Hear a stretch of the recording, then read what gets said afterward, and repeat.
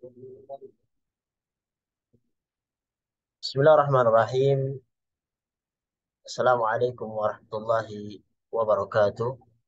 Alhamdulillahi ala ihsanih wa syukru lahu ala taufiqihi wa amtinanih. Asyhadu an la ilaha illallah ta'ziman li sya'nih wa asyhadu anna Muhammadan abduhu wa rasuluhu da'iyan ila ridwanih.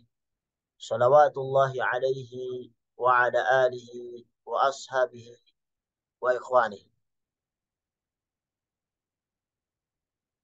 Para hadirin yang rahmati Allah Subhanahu wa taala, segala puji bagi Allah Subhanahu wa taala yang telah mempertemukan kita pada kesempatan yang baik ini di majelis yang mulia, majelis tafsir, dan kita telah sampai kepada surat At-Talaq, juz yang ke-28, surat yang ke-65, At-Talaq yang artinya perceraian, yang terdiri dari 12 ayat, dan surat ini adalah termasuk surat Madaniyah, yaitu surat yang turun setelah hijrahnya beliau Shallallahu Alaihi Wasallam dari Mekah ke Madinah. Surat At-Talaq dinamakan juga dengan surat An-Nisa, Al-Qasr, surat An-Nisa yang pendek. Untuk membedakan dengan surat An-Nisa yang panjang, yang merupakan surat keempat dalam parutan Al-Quran, atau dikatakan dengan An-Nisa At-Tul, surat An-Nisa yang panjang. Kalau pada surat An-Nisa, Allah Subhanahu wa taala membicarakan hukum-hukum yang diantaranya berkaitan dengan para wanita. Pada surat At-Talaq, Allah Subhanahu wa taala berbicara khusus tentang masalah perceraian. Sehingga apa? Sehingga surat ini dinamakan surat An-Nisa al surat An-Nisa pendek. Karena apa? Karena pembahasannya itu sangat penting, baik untuk wanita ataupun untuk laki-laki. Hanya saja isinya lebih besar membahas tentang hak-hak para wanita. Ini semua menunjukkan kepada kita semuanya bahwasanya Islam, subhanallah, agama yang agung. Agama yang memuliakan wanita. Agama yang memberi hak-hak kepada wanita. Ada surat An-Nisa, surat wanita. Nggak ada surat laki-laki. Surat At-Talaq juga membahas tentang hak-hak wanita.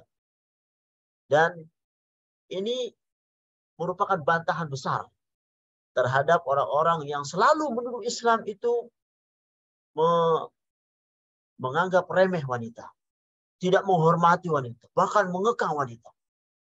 Dan Allah Subhanahu wa taala mengkhususkan bagi mereka kaum Hawa sebagai bukti perhatian Allah Subhanahu wa taala kepada wanita. Para hadirin yang dirahmati Allah Subhanahu wa taala, topik utama dari pembahasan surat At-Talaq adalah masalah perceraian.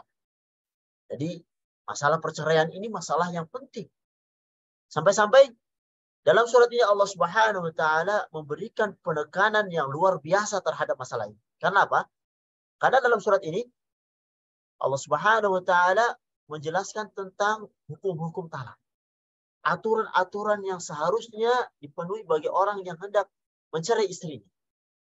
Dan menyingkap bahwasanya kaum muslimin atau banyak kaum muslimin yang melanggar aturan-aturan tersebut. Karena apa? Karena perceraian itu tidak lepas kaitannya antara hak-hak istri dan juga hak-hak anak. Dan betapa banyak kita dapati wanita yang dicerai, terbangkalai, anak-anaknya pun tidak diperhatikan. Sementara para laki-laki, mereka mencari kesenangan, tidak perhatian dengan wanita. Sehingga dicerai dengan sembarangan saja. Oleh karenanya Allah Subhanahu wa taala menurunkan surat ini untuk mengagungkan permasalahan cerai-mencerai. Agar apa? Agar seorang itu tidak memandang rendah, tidak memandang remeh masalah perceraian. Dan Sesungguhnya perceraian adalah perkara yang besar.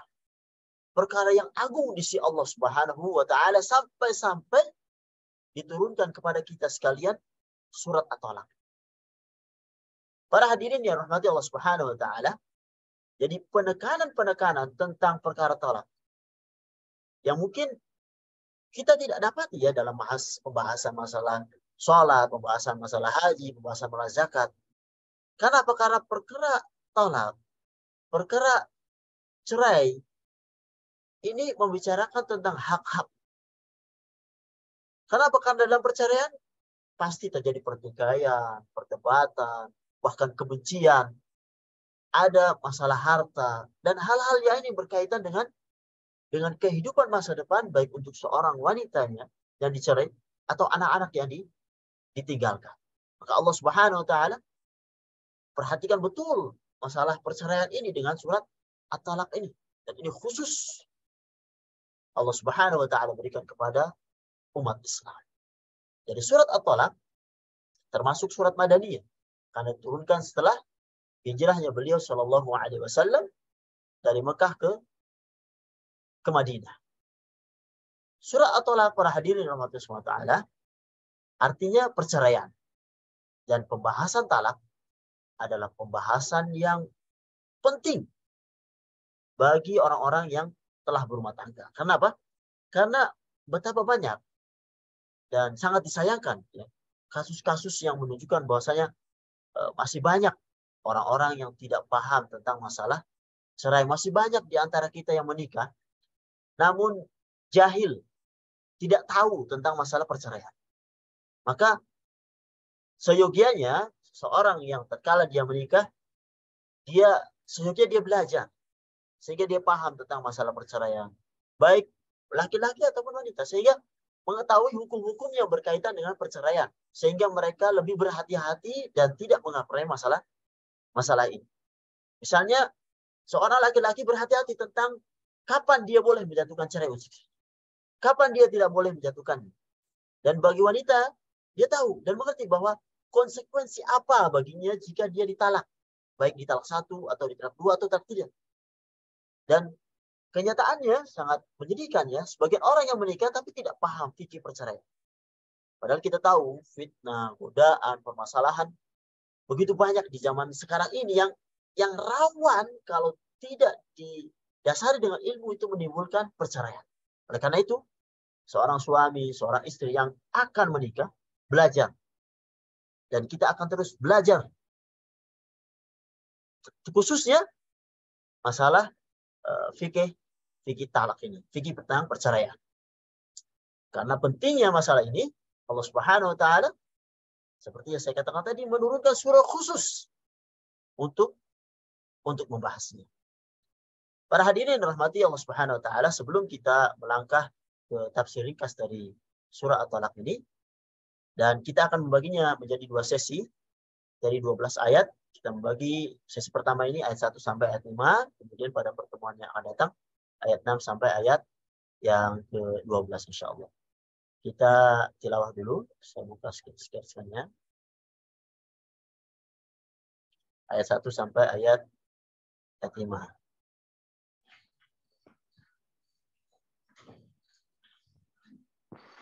Baik. A'udzu billahi minasy syaithanir rajim.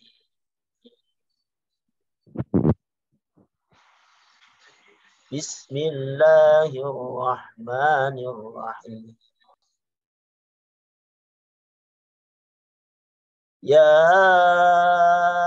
ayyuhan nabiyyu idza talaqtumun nisaa fatalliquhunna li'iddatihinna wa ahsul 'iddah wattaqullaha rabbakum la tukhrijuhunna min buyutihinna wa la yakhrujna illa an ya'tina bifahishatin mubayyinah wa tilka hududullah ومن يتعد حدود الله فقد ظلم نفسه لا تدري لعل الله يحدث بعد ذلك أمرا فإذا بلغن أجلهن فأمسكوهن بمعروف أو فارقوهن بمعروف وأشهدوا ذوي عدل منكم وأقيموا الشهادة لله ذلكم يوعظ به من كان يؤمن بالله واليوم الآخر ومن يتق الله يجعل له مخرجا ويرزقه من حيث لا يحتسب ومن يتوكل على الله فهو حسبه إن الله بالغ أمره قد جعل الله لكل شيء قدرا واللائي يئسن من المحيض من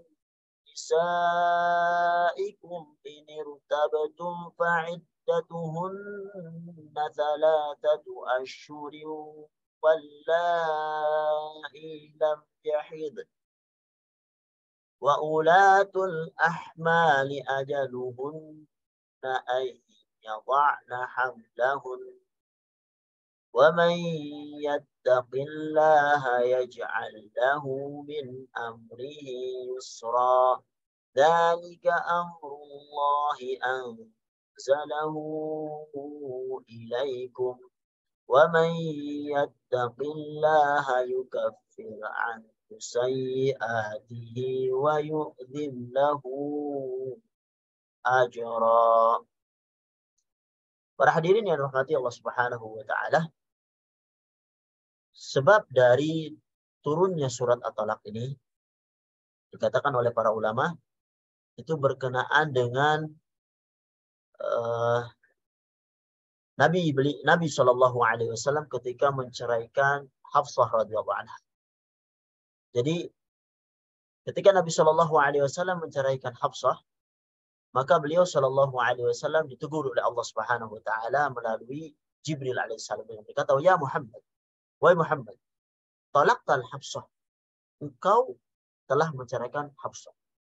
Wahya sawamah, qawwamah, wahya zaujatuka fil jannah, faraji'ha. Wahai Muhammad, kamu telah menceraikan Hafsah.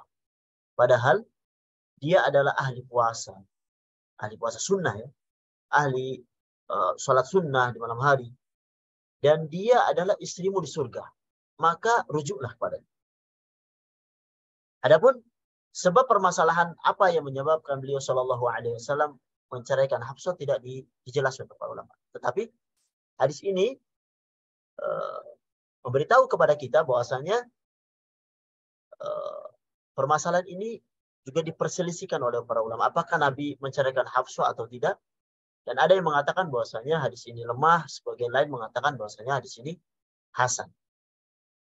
Pada ayat tafsir yang lain menyebutkan sebab turunnya ayat ini dengan cerita yang lain, yaitu bahwasanya surat At-Talaq ini berkenaan dengan perbuatan Ibnu Umar, Abdullah bin Umar, Ibnu Khattab, yang mana beliau menceraikan istrinya sedangkan istrinya itu sedang haid. Maka tatkala berita tersebut sampai kepada beliau Shallallahu Alaihi Wasallam, maka Rasulullah Shallallahu Alaihi Wasallam menegur Abdullah bin Umar karena menceraikan di waktu haid adalah sebuah kesalahan. Sehingga apa? Beliau Shallallahu Alaihi Wasallam bersabda, murhu fal yuraji'ha. Perintahkanlah kepada Ibnu Umar agar ia merujuk istrinya. Murhu fal yuraji'ha thumma liyumsikha hatta tadhur. Diperintahkan kepadanya agar ia merujuk istrinya, lalu menahannya hingga ia suci. Thumma tahid, thumma tadhur. Kemudian haid, kembali, kemudian suci lagi. Thumma in syaa amsaka ba'd wa in syaa talaqa qabla an yamass. Fatilka al-'iddatu allati amara Allahu an tutalliqa laha nisa. Maka pada saat itu, bila ia mau, jadi suruh kembali merujuk istrinya, menahannya hingga ia suci, kemudian haid lagi, kemudian suci lagi. Dan saat itu, bila ia mau, dia boleh menahannya, maksudnya tetap jadi istrinya. Atau dia mau, dia boleh menceraikannya. Tapi dengan syarat sebelum dia menggaulinya. Rasulullah mengatakan, itulah iddah atau masa tunggu yang diperintahkan Allah Subhanahu wa taala untuk mencerai atau mentalak istri. Ada sebab-sebab yang lain tentang turunnya ayat ini yang disebutkan para ahli tafsir. Ya intinya bahasanya surah At-Talaq ini turun kepada kita walaupun sebabnya terjadi perselisihan bagi para ulama Allah. Baik para hadirin dirahmati Allah Subhanahu wa taala, marilah kita masuk ayat demi ayat daripada surat At-Talaq. Kita mulai dengan ayat yang pertama. Allah Subhanahu wa taala firman, "Ya ayuhan nabi, wahai nabi, idza talaqtumun nisa fatalliquhunna li'iddatihinna wa ahsul iddah." Apabila kalian menceraikan istri-istri kalian, maka hendaklah ceraikan mereka pada waktu mereka dapat menghadapi iddah dengan wajar. Wa ahsul iddah, dan hitunglah waktu iddah itu. Wattaqullah, serta bertakwalah kepada Allah Subhanahu wa taala rabbakum, yaitu Tuhan kalian. La tukhrijuhunna min buyutihinna wa la yakhrujna illa an ya'tina bi fahishatin mubayyinah. Jadi janganlah kalian itu mengeluarkan mereka dari rumahnya. Dan janganlah diizinkan keluar kecuali jika mereka itu mengerjakan perbuatan yang keji dan jelas. Wa tilka hududullah. Itulah hukum-hukum Allah Subhanahu wa taala. Wa man yata'adda hududallahi faqad zalama nafsah. Dan barang siapa yang melanggar hukum-hukum Allah, maka dia telah berbuat zalim terhadap dirinya sendiri. La tadri la'alla Allah yuhditsu ba'da dzalika amra. Kalian tidak mengetahui, bisa jadi setelah itu Allah Subhanahu wa taala mengadakan suatu ketentuan yang baru. Para hadirin rahmati Allah Subhanahu wa taala, Allah berfirman di awal ayat ini, ya ayuhan nabi idza talaqtum an-nisa. Wahai nabi, apabila kalian menceraikan istri-istrimu. Kalau kita terjemahkan secara perkata ya, maka ayat ini menjadi wahai nabi, apabila kalian menceraikan istri-istri kalian. Jadi ada kata ganti orang kedua tunggal menjadi kata ganti orang kedua jamak. Disebutkan ya ayuhan nabi kepada nabi. Kemudian idza talaqtum, apabila kalian, padahal nabi satu. Talaqtum kalian, wahai kaum muslimin. Sebagian ulama mengatakan bahwasanya hal ini adalah dalil bahwasanya hukum asal yang ditujukan kepada Nabi Shallallahu Alaihi Wasallam itu berlaku untuk umatnya. Jadi tidak berlaku untuk Nabi Shallallahu Alaihi Wasallam saja, tapi juga berlaku untuk umatnya. Karena apa? Karena Nabi Shallallahu Alaihi Wasallam adalah uswah, teladan. Seperti di Quran surat Al-Ahzab ya, ayat 21, Allah berfirman, "Laqad kana lakum fi Rasulillahi uswatun hasanah." Sungguh telah ada pada diri Rasulullah Shallallahu Alaihi Wasallam itu suri teladan yang baik bagi. Jadi hukum asal seluruh yang dilakukan, yang diperintahkan oleh beliau Shallallahu Alaihi Wasallam juga berlaku bagi kita, kecuali ada dalil yang menunjukkan tentang kekhususan. Bahwasanya hukum ini itu khusus bagi beliau Shallallahu Alaihi Wasallam. Sebagian ulama yang lain berpendapat bahwasanya asalnya perkara cerai ini berkaitan dengan keumuman kaum muslim. Jadi dibalik. Adapun surah ini Allah Subhanahu wa taala buka dengan memanggil nama Nabi dan bukan orang-orang yang beriman. Ini menunjukkan bahwasanya perkara ini adalah perkara yang besar. Jadi bukan perkara yang dipandang sebelah mata. Karena apa? Karena yang diajak pertama kali adalah siapa? Rasulullah SAW.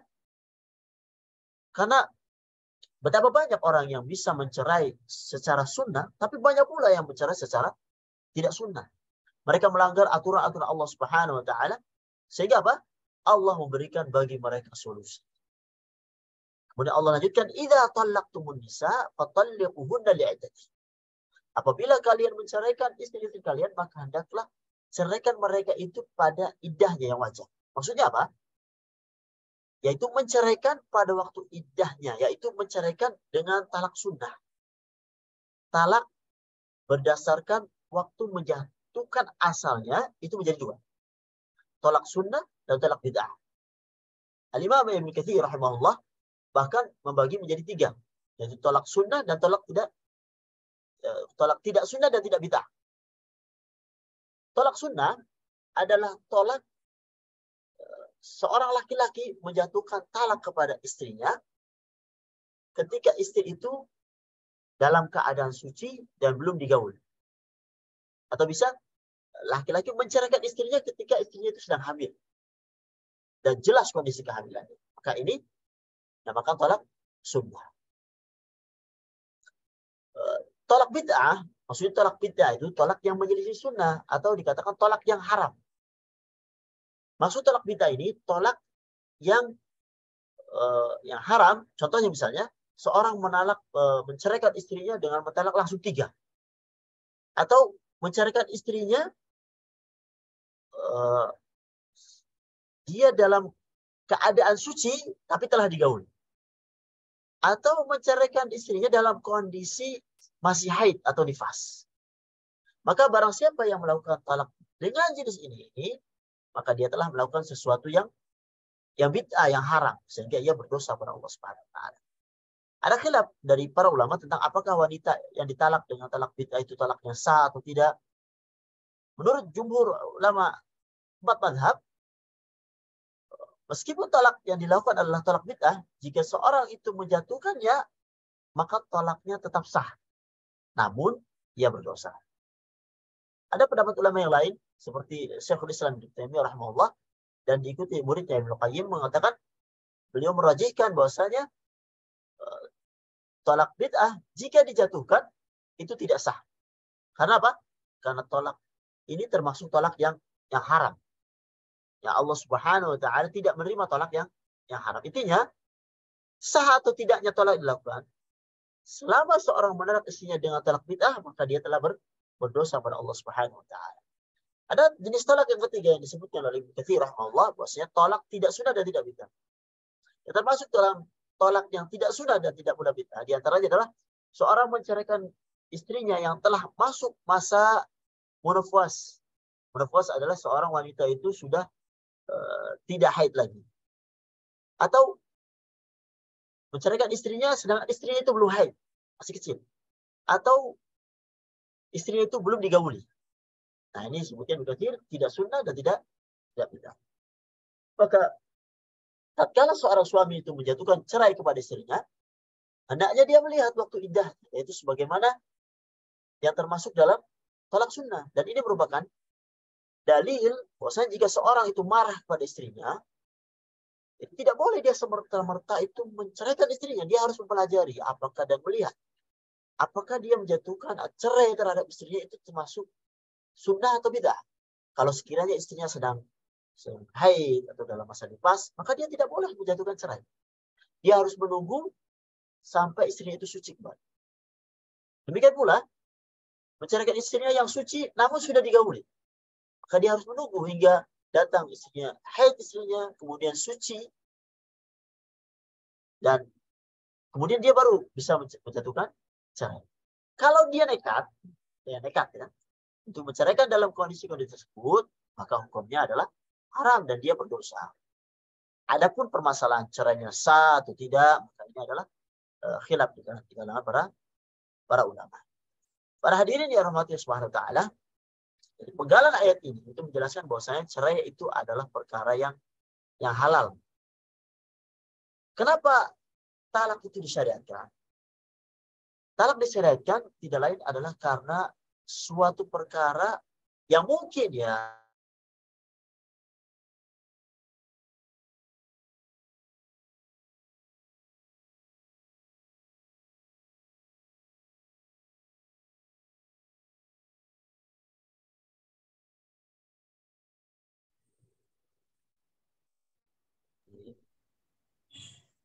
baik, kita lanjutkan. Jadi penggalan ayat ini itu menjelaskan bahwasanya cerai adalah perkara yang halal.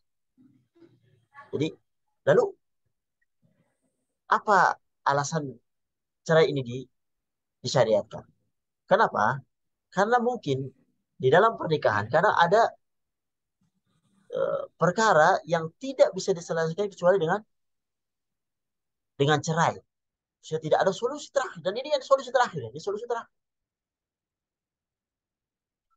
Sehingga cerai disyariatkan apa? Untuk menghilangkan kemudaratan yang lebih besar. Contohnya misalnya suami istri yang merasa sudah saling tidak cocok, baik karena suami yang menyimpang atau istri yang menyimpang, dan bisa jadi pernikahan eh, terus dipertahankan maka akan mendatangkan kemudaratan yang lebih besar. Yang mereka misalnya jalani tahun bertahun dan terus terjadi pertengkaran dan segala macamnya dan Allah Subhanahu wa taala memberikan solusi. Solusinya adalah cerai untuk menghilangkan kemudaratan tersebut.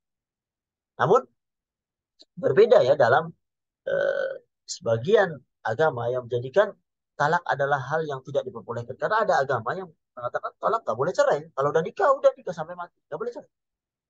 Itu hal ini bisa menjadi musibah jika sekiranya permasalahan dalam rumah tangga itu tidak bisa hilang. Sementara tidak bisa bercerai. Jadi ini adalah solusi akhir yang Allah Subhanahu wa taala berikan, disyariatkan kepada umatnya sebagai solusi akhir untuk menyelesaikan permasalahan demi menghilangkan kemudaratan yang lebih lebih besar. Bisa jadi seorang menikah namun kemudian timbul banyak permasalahan tidak bisa diselesaikan dengan cerai, maka cerai itu menjadi rahmat bagi mereka untuk menghilangkan kemudaratan tersebut. Tentunya seperti saya katakan, tolak adalah solusi terakhir. Terakhir sekali ketika semua cara itu sudah ditempuh dan gagal. Seperti misalnya ada pepatah Arab mengatakan akhirud dawa al-kay. Solusi terakhir dari berobat adalah kay. Kay yaitu menempelkan besi yang dipanaskan itu. Dan karena tujuan disyariatkan talak adalah untuk menghilangkan kemudaratan, maka perceraian tidak boleh menimbulkan kemudaratan. Karenanya tidak boleh seorang itu menjatuhkan cerai dalam rangka untuk balas dendam pada istri. Atau seorang istri yang minta diceraikan suaminya karena ingin balas dendam pada suami misalnya. Yang demikian itu tentu tidak boleh. Allah Subhanahu wa taala Maha tahu tujuan dan niat seseorang. Jadi ayat ini menjelaskan tentang iddah. Iddah itu kapan waktu menceraikan wanita-wanita yang telah digauli. Adapun wanita yang belum digauli, maka seorang suami boleh menceraikan kapan saja karena tidak ada masa iddah iddah baginya karena Allah Subhanahu wa taala menjelaskan Quran surat Al-Ahzab ayat 49, ya ayyuhalladzina amanu, wahai orang-orang beriman, idza nakahtumul mu'minat, apabila kalian menikahi perempuan-perempuan, tsumma talaqtumuhunna min qabli an tamassuhunna, kemudian kalian menceraikan sebelum kalian itu mencampuri mereka, maka fama lakum alaihinna min iddatin ta'tadunaha. Maka tidak ada masa iddah atas mereka yang perlu kalian perhitungkan. Kemudian Allah Subhanahu wa taala lanjutkan wa ahsul iddah dan hitunglah waktu iddah itu. Jika perceraian terjadi, maka hendaknya dia menghitungnya. Dan kata ahsu menunjukkan bahwa perhitungan itu harus dilakukan dengan detail. Jadi seorang suami jika menjatuhkan cerai kepada istrinya, dia harus tahu berapa lama iddah bagi istri yang dia ceraikan. Dan kapan waktu iddah itu selesai. Karena eh, di balik masa iddah itu, di saat-saat masa itu ada hak-hak yang harus ditunaikan. Jadi kalau kita lihat tentang talak, talak itu ditinjau dari jenisnya itu menjadi dua. Talak raj'i dan talak ba'in. Talak raj'i adalah kondisi di mana seorang wanita itu ditolak namun suaminya masih bisa kembali kepadanya. Dan yang termasuk dalam talak raj'i adalah talak satu, talak dua, ini talak raj'i. Jadi wanita yang ditalak satu misalnya, atau talak dua, selama masa iddahnya itu berlaku, maka statusnya ia masih sebagai istri. Sehingga apa? Masih berlaku nafkah baginya. Masih berlaku tempat tinggal baginya. Masih berlaku memberikan makan untuknya. Akan tetapi, Wanita yang sedang berada di masa iddah itu tidak boleh digauli atau didekati. Seorang suami ingin menggauli istrinya, maka dia harus rujuk kepada istrinya dengan mendatangkan dua orang saksi. Dan sang suami berhak untuk kembali istrinya di masa iddah, di masa iddah istrinya tanpa persetujuan siapapun. Adapun jika seorang suami meninggal dalam masa iddah istrinya, maka sang istri juga masih mendapatkan warisan dari suami. Kenapa? Karena dia masih uh, menjadi istri. Jadi berhak mendapatkan warisan. Allah Subhanahu wa taala menyebutkan dalam firman-Nya tentang berapa lama masa iddah wanita yang diceraikan dalam keadaan suci. Di Quran surat Al-Baqarah ayat 208 Allah mengatakan, Allah berfirman, "Wal mutallaqatu yatarabbasna bi anfusihinna thalathata qurun." Dan para istri yang diceraikan itu wajib menahan dirinya atau menunggu dari mereka, dari suaminya itu 3 kali kurun. Kurun ada khilaf di antara para ulama apa yang dimaksud kurun ini. Ada yang mengatakan kurun itu artinya adalah haid. Ada yang mengatakan kurun itu suci. Nah, tetapi misalnya kita mengambil pendapat yang kurun itu adalah haid, maka jika seorang wanita ya, jika seorang wanita telah mengalami 3 kali haid setelah diceraikan, maka masa iddahnya telah selesai. Dan suami tidak bisa rujuk kepada sang istri. Sang suami hanya bisa rujuk ketika wanita berada pada masa iddahnya. Maka pilihan bagi sang istri yang telah selesai masa iddahnya adalah dia boleh menikah dengan wanita, dengan laki-laki yang lain. Atau kembali kepada suaminya dengan syarat nikah ulang. Sebagaimana proses awal, ada mahar, ada wali, ada saksi. Talak yang kedua dinamakan talak bain. Talak bain ini ada dua. Uh, talak bain, bainunatus sughra. Talak bain, bainunatus sughra, yaitu jika seorang wanita ditalak dengan talak satu atau talak dua, lantas habis masa iddahnya. Dan suaminya tidak rujuk kepadanya. Maka tatkala itu, suami tidak serta-merta kembali kepada istrinya. Karena sang wanita telah menjadi wanita ajnabiyah, bukan istrinya lagi. Jika ia hendak kembali, maka ia harus melalui proses pernikahan sebagaimana awal pernikahan, yaitu melamar sang wanita dan seterusnya. Jadi, termasuk talak bain, bainatus sughra adalah jika seorang suami itu mencerai istrinya talak satu atau talak dua dengan ewan, dengan ganti dengan upah dari istri. Maka suami tidak berhak untuk rujuk untuk kembali kepada istrinya meski atau walaupun istrinya itu dalam masa masa iddah. Yang kedua, at-talaq bain bainunatul kubra, yaitu kondisi di mana seorang wanita itu ditolak dengan talak 3. Pendapatnya Raji menyebutkan bahwa statusnya bukan lagi sebagai istri. Sehingga apa? Tidak wajib bagi suami untuk menyediakan tempat tinggal, tidak wajib untuk memberi nafkah. Dan jika suaminya meninggal dalam masa iddah, maka wanita tersebut tidak mendapatkan warisan. Dan wanita yang telah ditalak bainunatul kubra tidak bisa dirujuk meskipun dalam masa iddah. Jika sang suami ingin kembali kepada istrinya yang ditolak bainunatul kubra, maka sang wanita tadi harus menikah dengan orang lain, kemudian berhubungan badan dengan suami yang baru, kemudian diceraikan, barulah boleh dia dinikahi oleh suami yang pertama. Kemudian Allah lanjutkan wattaqullaha rabbakum, dan bertakwalah kalian kepada Rabb kalian. Maksud firman Allah Subhanahu wa taala ini adalah seorang yang menceraikan istrinya hendaknya bertakwa kepada Allah Subhanahu wa taala. Tentunya masalah perceraian ini masalah fiqh ya, masalah sangat panjang. Tentunya kalau lebih mendalam lagi kembali ke kitab-kitab fiqh. Allah Subhanahu wa taala berfirman wattaqullaha rabbakum. Maksudnya seorang yang menceraikan istrinya hendaknya bertakwa kepada Allah Subhanahu wa taala, yaitu dengan menceraikan dengan talak sunnah. Dan sudah sepantasnya kita semua bertakwa kepada Allah Subhanahu wa taala dalam segala urusan, dan khususnya dalam masalah perceraian. Kenapa? Allah Subhanahu wa taala berfirman dengan perintah. Perintah cara menceraikan dengan cara yang tepat, yaitu dengan menghitung masa iddah. Allah Subhanahu wa taala juga memerintahkan kita untuk bertakwa. Jadi jika seorang menjatuhkan cerai dengan ketakwaan, maka dia akan mendapatkan pahala. Karena melakukan suatu bentuk ketakwaan. Akan tapi kebanyakan ya sangat disayangkan orang yang menjatuhkan cerai itu tidak sesuai dengan sunnah. Sehingga apa? akhirnya mereka mendapatkan bencana, bahkan dosa dari perceraian itu. Dan di sini Allah mengatakan wattaqullaha rabbakum. Rabb kalian. Sebagai peringatan bahwasanya aturan yang Allah Subhanahu wa taala berikan dalam masalah perceraian ini itu berkaitan dengan rububiyah Allah Subhanahu wa taala. Ini menunjukkan bahwasanya Allah Subhanahu wa taala membuat aturan untuk mentarbiyah, untuk membimbing kita. Dan aturan ini Allah Subhanahu wa taala itu lebih tahu kemaslahatan. Kita hanya diperintahkan untuk bertakwa pada Allah Subhanahu wa taala yang menurunkan aturan tersebut demi kemaslahatan kita, dan Allah Maha mengetahui apa yang menjadi kebaikan bagi kita. Karena perkara cerai ini memang membutuhkan ketakwaan.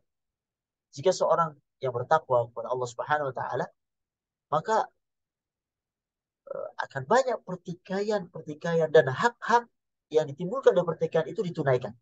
Walaupun dia dongkol kayak apanya, hak orang lain tetap dia beri. Sehingga apa? Menjadikan ketakwaan ini membuat permasalahan yang besar menjadi sirna. Karena apa? Walaupun dia bertikai, tapi dia bertakwa pada Allah Subhanahu wa taala. Hak pertikaian yang harus dia berikan. Dia tidak tahan hak orang orang lain. Kemudian Allah Subhanahu wa taala lanjutkan, la tukhrijuhunna min buyutihinna wa la yakhrujna illa ayatina fahishatin mubayyinah. Janganlah kalian keluarkan mereka dari rumahnya, dan janganlah diizinkan keluar kecuali jika mereka itu mengerjakan perbuatan keji yang jelas. Jika seorang telah menceraikan istrinya, maka hendaknya dia tidak mengeluarkan istrinya itu dari rumahnya, dari rumah-rumah mereka. Dari rumah, misalnya sudah membuat rumah ya dengan suaminya, maka kalau diceraikan dan masih dalam masa iddahnya, nggak boleh disuruh balik, tetap di rumah itu. Tentunya ayat ini bercerita tentang wanita yang ditolak raj'i, ya. Bukan tolak tolak bain. Bahkan yang menunjukkan di sini, Allah Subhanahu wa taala menamakan rumah suami itu sebagai rumah-rumah mereka. Subhanallah. Mereka masih suami istri. Jadi masih rumah rumah mereka berdua. Sedangkan Allah Subhanahu wa taala menjelaskan bahwasanya rumah tersebut juga milik istri. Pada sejatinya yang punya rumah adalah suami. Ini menunjukkan penekanan bahwasanya sang istri harus tetap berada di rumah suaminya dan jangan keluar. Karena apa? Karena statusnya dia masih sebagai istri. Dan istri dalam istilah Arab mengatakan Rabbatul Bait, itu pemilik rumah. Yang artinya sang istri itu punya hak untuk tinggal di rumah suaminya meskipun asalnya punya rumah adalah suaminya. Oleh karenanya, seorang suami yang menceraikan istrinya tidak boleh memerintah istrinya untuk pulang ke rumah orang tua atau pulang ke kampung halaman. Tidak boleh. Seorang wanita yang diceraikan, kalau dia tolak wajib, tidak keluar dari rumah suaminya. Bahkan ada yang mengatakan haram hukumnya bagi seorang wanita yang dicerai keluar dari rumah tanpa izin suami. Subhanallah. Jika dia nekat untuk keluar, maka dia telah berlaku zalim dan berdosa. Dan betapa banyak kaum muslimin ini, kaum muslimah tidak menjalankan peraturan Allah Subhanahu wa taala dalam perkara ini, ya. Jangankan pada perkara cerai, hanya masalah kecil misalnya, banyak para istri yang nekat kabur ke rumah orang tuanya. Padahal jika sampai tahapan cerai saja, seorang istri tidak boleh keluar kecuali dengan izin suami, maka tentunya masalah-masalah yang kecil itu tidak menjadikan seorang itu kabur, apa namanya, tanpa seizin suaminya. Para hadirin yang dirahmati Allah Subhanahu wa taala. Kenapa? Karena dengan tinggalnya seorang istri di dalam rumah suaminya dan dia dalam masa iddah. Pertama, permasalahan ini tidak diketahui oleh orang lain. Yang kedua, ada kemungkinan si suami setelah melakukan ucapan cerai misalnya, dia menjadi apa namanya? eh, apa namanya, bisa dikatakan dia itu eh, menyesal, bahkan kasihan dengan istrinya. Masih dia melihat istrinya sehingga memudahkan untuk rujuk kembali. Makanya Allah katakan illa ayatina bifahsyatin mubayyinah, kecuali jika mereka mengerjakan perbuatan yang keji yang jelas. Maksudnya wanita yang dicerai boleh dikeluarkan dari rumahnya jika melakukan perbuatan keji yang jelas. Di antara tafsiran ketika sang wanita itu jelas misalnya melakukan berzina atau tidak menjaga lisannya atau menyakiti suaminya atau menyakiti keluarga suaminya misalnya atau di luar meninggalkan rumah tanpa izin suaminya maka boleh untuk dikeluarkan ketika dia melakukan fahisyatin mubayyinah.